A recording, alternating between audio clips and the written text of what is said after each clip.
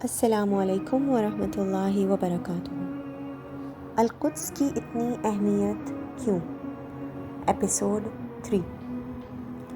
پچھلی ایپیسوڈ میں ہم نے دیکھا کہ اللہ تعالیٰ سورۃ 3 میں والتین والزیتون سے مراد فلسطین کی سرزمین ہے، تو اللہ تعالیٰ قسم اٹھا رہے ہیں اس جگہ کی اور اس کی نعمتوں کی، اور ہم آج دیکھتے ہیں کہ لوگ یہ کہہ رہے ہیں، اور یہ بات سچ ہے، کئی لوگ ایسے ہیں جو یہ کہہ رہے ہیں کہ واٹس دا بگ ڈیل، ہم اتنا ایمفسائز فلسطین پر کیوں کرتے ہیں، کیوں ہم الاقصیٰ کو اتنی اہمیت دیتے ہیں۔ ہم نے وہ دور دیکھا کہ جب اللہ کے نبی صلی اللہ علیہ وسلم کے کمپینینز یہ اندازے لگا رہے تھے کہ مکہ اور مدینہ میں بیٹھے ہوئے وہ یہ اندازے لگا رہے ہیں کہ زیادہ مقرب جگہ بیت المقدس ہے یا جہاں وہ ہیں، یعنی مکہ یا مدینہ۔ ہم اب اس وقت میں آ گئے ہیں جہاں لوگ یہ کہتے ہیں کہ ہاں فلسطین کے حالات خراب ہیں، لیکن فلاں فلاں جگہ وہ بھی تو ہے۔ ہاں فلسطین از بیڈ، مگر یہ جو مگر ہے نا، اور میں ایک بات کلیئر کر دوں کہ دنیا میں جہاں بھی ظلم اور بربریت ہو رہی ہے، not taking from any struggle, جو بھی بوسنیا میں، سیریا میں، عراق میں اور جہاں بھی یہ لوگ ایکچول میں جینوسائیڈ ایکسپیرینس کر رہے ہیں، مگر وہ کیا دل ہوگا جو یہ کہتا ہے کہ فلسطین کی سچویشن بری تو ہے، مگر الاقصیٰ کی سچویشن بری تو ہے، وہاں ظلم تو ہو رہا ہے، مگر اور ہیلے بہانے دوسری جگہوں کی ایگزامپلس دے کر وہ کیا دل ہوگا۔ اللہ تعالیٰ سورہ البقرہ میں فرماتے ہیں وَمَنْ أَظْلَمْ مِمَّنْ مَنَعَ مَسَاجِدَ اللَّهِ أَن يُذْكَرَ فِيهَا اسْمُهُ وَسَعَىٰ فِي خَرَابِهَا، اور اس سے بڑھ کر ظالم کون ہوگا جو اللہ کی مسجدوں میں اللہ کے نام کا ذکر کیے جانے کو روکے اور منع کرے، اور ان مسجدوں کو ویران کرنے کے درپے ہو، یعنی ان کی خرابی اور بربادی کرنے کی کوشش کرے۔ مفسرین کے مطابق یہ آیت پرائمریلی مسجد اقصیٰ کی طرف اشارہ کر رہی ہے، یہ ریفر کر رہی ہے کہ بیبیلونین ڈسٹرکشن جو مسجد اقصیٰ کی ہوئی، مگر اللہ ایک جنرل ٹرم مسجد استعمال کر رہے ہیں، وَمَنْ أَظْلَمْ مِمَّنْ مَنَعَ مَسَاجِدَ اللَّهِ، کیونکہ یہ باقی سب مسجدوں کو لیے بھی ہے، مگر پرائمریلی مسجد جو یہاں ریفر ہو رہی ہے وہ مسجد الاقصیٰ ہے، اور مفسرین کا اس پہ اجماع ہے۔ وَمَنْ أَظْلَمْ یعنی اس سے بڑھ کر کوئی ظالم ہو ہی نہیں سکتا جو ایسی جگہ کو کرپٹ کرنے یا اس کو نقصان پہنچانے کے بارے میں سوچے اور کوشش بھی کرے۔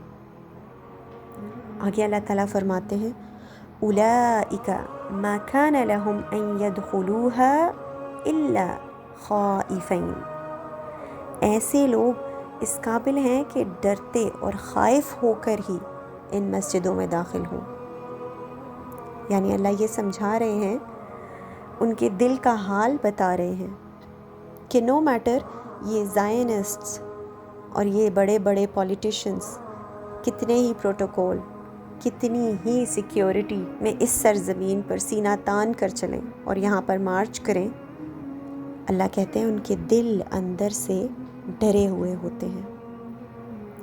اللہ تعالیٰ کیسے خوبصورتی سے ان کے دل بیان کر رہے ہیں، اولئک ما کان لہم ان یدخلوها الا خائفین، یہ اسی قابل ہیں کہ یہ خائف ہو کر ان جگہوں میں گھومے پھریں، اندر سے یہ ڈرے ہوئے ہیں۔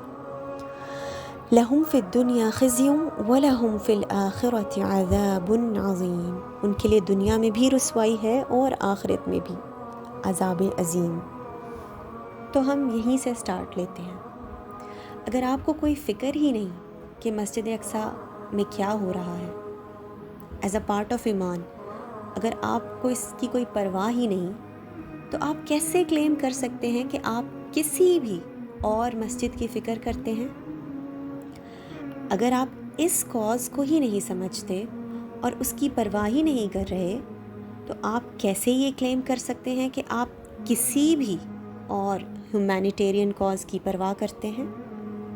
ذرا سوچیں، یہ پرائم ایمان ہے ہمارا، پھر آپ کہاں کے ہیومینیٹیرینز ہیں؟ یہ ان سب لوگوں کے لیے لمحہ فکریہ ہے جو اس کاز کو آج بھی بہت لائٹلی لے رہے ہیں۔ اب ہم ابو ذر رضی اللہ عنہ کی حدیث کی طرف آتے ہیں۔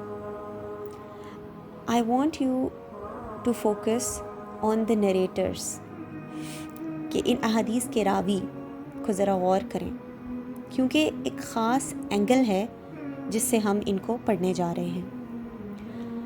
حضرت ابو ذر غفاری رضی اللہ عنہ یہ وہی ہیں جن کی حدیث پہلے ہم نریٹ کر چکے ہیں کہ جب وہ نبی صلی اللہ علیہ وسلم کے سامنے یہ ڈسکس کر رہے تھے کہ کون سی مسجد زیادہ عظیم ہے، مسجد نبوی یا مسجد اقصیٰ۔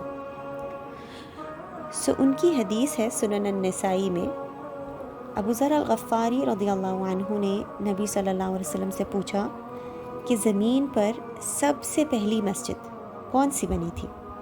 ای المسجد وضع اول؟ قال المسجد الحرام، انہوں نے کہا مسجد الحرام۔ پوچھا اس کے بعد تو فرمایا مسجد الاقصیٰ۔ فیکٹ یہ ہے کہ مسجد اقصیٰ زمین پر بننے جانے والی سیکنڈ مسجد ہے۔ اس کا مطلب جانتے ہیں؟ یعنی اللہ تعالیٰ کی حمد و ثنا اور اس کی گلوریفیکیشن اس مسجد میں ہزاروں سال سے بیان ہو رہی ہے، جنریشن آفٹر جنریشن، ہزاروں سال زمین پر بننے والی دوسری مسجد۔ وَمَنْ أَظْلَمُ مِمَّنْ مَنَعَ مَسَاجِدَ اللَّهِ أَنْ يُذْكَرَهَا فِيهَا اسْمُهُ وَسَعَى فِي خَرَابِهَا۔ علماء کہتے ہیں کہ اس کو پہلا قبلہ بنانے کے پیچھے اللہ کی یہی حکمت تھی کہ اس مسجد کی محبت ہمارے دلوں میں راسخ ہو جائے۔ اللہ عز و جل ڈائریکٹلی مسجد الحرام کو بھی قبلہ اول بنا سکتے تھے، رائٹ؟ مگر اللہ نے ایسا نہیں کیا تاکہ اس محبت کو ہم محسوس کر سکیں۔ قبلہ اول تھا۔ ابن جوزی کہتے ہیں کہ یہ اسی لیے تھا کہ کسی مسلمان کو مسجد اقصیٰ سے سیپریٹ کرنے کی کوشش ایسے ہی ہو کہ جیسے اسے کسی مسلمان کو مکہ سے الگ کرنا۔ کین یو امیجن اسلام کعبہ کے بغیر؟ ہرگز نہیں۔ کیا ہم کعبہ کے بغیر اسلام کا تصور بھی کر سکتے ہیں؟ کیا نماز کے بغیر اسلام کا تصور بھی کر سکتے ہیں؟ تو پھر آپ کا دل کیوں نہیں دہل جاتا جب آپ مسجد اقصیٰ پر ظلم و بربریت ہوتے دیکھتے ہیں؟ بالکل ویسے ہی جیسے آپ کو تکلیف ہو اگر کعبہ پر یہی حالات ہوں۔ آئی کین گارنٹی یو، اگر مکہ اور کعبہ پر ایسے ظلم اور قبضہ ہو تو شاید ایک بھی مسلمان ایسا نہ ہو، یا کیا پتہ چند لوگ ہوں۔ آپ سوچ بھی نہیں سکتے کہ کوئی یہ کہے کہ ہاں مکہ میں حالات تو برے ہیں مگر دنیا کے دوسرے حصوں میں بھی تو ہیں نا۔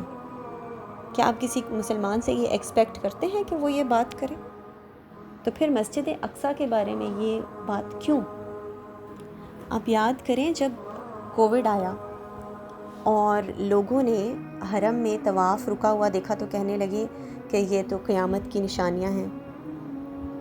کیا وہ منظر آپ کے لیے زیادہ پینفل ہے یا ہر روز مسجد اقصیٰ پر ظالموں کا ظلم و بربریت اور وہاں کی شہادتیں، اور یہ کہ مسجد اقصیٰ ان کے قبضے میں ہے؟ اس میں سے زیادہ پینفل کیا ہے ہمارے لیے؟ آپ کو ایک مسلمان کو نماز سے الگ کرنا ہوگا اگر آپ اسے مسجد اقصیٰ سے الگ کرنا چاہتے ہیں. دس از دا گریوٹی. یہ ڈیپتھ ہے ہمارے ایمان کی. یہ بات آپ کو لٹریچر کے ایک جانرا میں لے جاتی ہے کہ ہم اس سے محبت کریں جس سے اللہ محبت کرتے ہیں. تو یہ ایمان کی نشانی ہے. اور اگر ہم اس کے لیے بے حسی رکھیں جس سے اللہ محبت کرتے ہیں تو یہ لیک آف ایمان یعنی ایمان کی کمزوری ہے. اور اگر ہم اس سے نفرت کریں جس سے اللہ محبت کرتے ہیں تو یہ منافقت بلکہ منافقت سے بڑھ کر بھی کفر ہے. ہم جس سے محبت کریں جس سے اللہ محبت کرتے ہیں تو یہ کیا ہے؟ ایمان کی نشانی. اور اگر ہم نے بے حسی رکھی تو یہ کیا ہے؟ لیک آف ایمان. اللہ کے نبی صلی اللہ علیہ وسلم کی ایک اور حدیث ہے، احب اللہ لما یغذوکم من نعمہ. اللہ سے محبت کرو ان نعمتوں کی وجہ سے جو اس نے تمہیں عطا کی ہیں. وَأَحِبُّونِي يُحِبُّ اللَّهُ. اور مجھ سے محبت کرو اللہ کی محبت کے لیے. وَأُحِبُّ أَهْلَ بَيْتِي بِحُبِّي. اور میرے گھرانے یعنی اہل و عیال سے محبت رکھو میرے لیے یعنی اللہ کے نبی صلی اللہ علیہ وسلم کے لیے، کیونکہ اللہ کے نبی صلی اللہ علیہ وسلم ان سے محبت رکھتے ہیں. سو ایمان کی نشانی ہے اس سے محبت رکھنا جس سے اللہ محبت کرتے ہیں. وہ اللہ کے نبی کی ایک دعا ہے کہ اے اللہ میں آپ سے آپ کی محبت مانگتا ہوں اور اس کی محبت جس سے آپ محبت کرتے ہیں، اور ہر اس عمل کی محبت جو مجھے آپ کی محبت سے قریب کر دے. اللہ کے نبی نے فرمایا حب الانصار من الایمان. انصار سے محبت ایمان کا حصہ ہے، ایمان کی نشانی ہے. نبی صلی اللہ علیہ وسلم کی فیملی سے محبت ایمان کی نشانی ہے. صحابہ اکرام سے محبت رکھنا یہ بھی ایمان کی نشانی ہے، کیونکہ آپ اس سے محبت رکھ رہے ہیں جسے اللہ محبت کرتے ہیں. کعبۃ اللہ سے محبت ایمان کی نشانی ہے اور مسجد اقصیٰ سے محبت ایمان کی نشانی ہے. اور آپ جانتے ہیں کہ ایمان کا نہ ہونا منافقت کی علامت ہے.